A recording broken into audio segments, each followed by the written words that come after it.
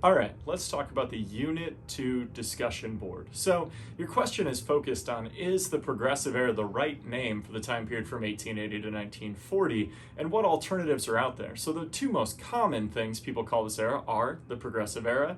People call it the Gilded Age, which was a term, as I mentioned in the other video, coined by Mark Twain, famous American author, thinker, poet, a lot of different things with Samuel Clemens.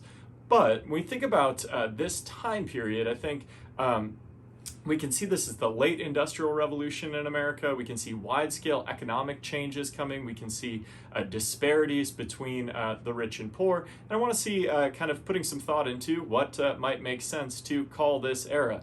Again, some of the things I talked about with progress in the other video also factor into how we might think about this specific time period. Again, we talk about for whom, a variety of different groups of people in our country are really struggling during this 1880 to 1940 time period. We're seeing the kind of not only rise, but firm hold taken by Jim Crow in the American South during this time period.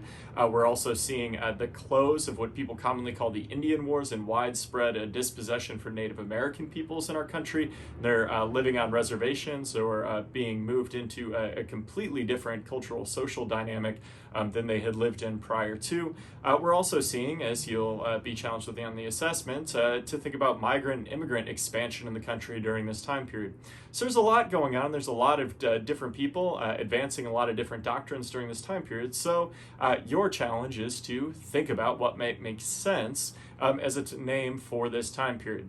Now, the other things I want to talk about with discussion boards are just more practical. So one of the bad habits a lot of people get into is going, I think you hit the nail on the head there, and that being your discussion post. I will warn you right now, that's not going to get you any points. Your first discussion post is worth 50%, the second one is worth 50%, and if there's no actual thought put into that second response, you'll score 50 out of 100 at best on the week's discussion board. So you need to be engaging with your peers more than just saying, that was a really good point.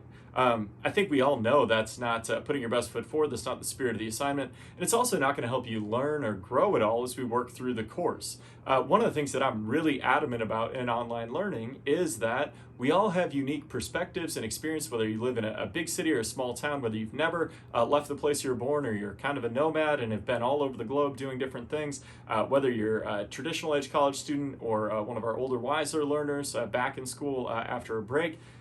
We all have different things we can contribute to these conversations. We all have valuable experiences we can put onto these discussion boards.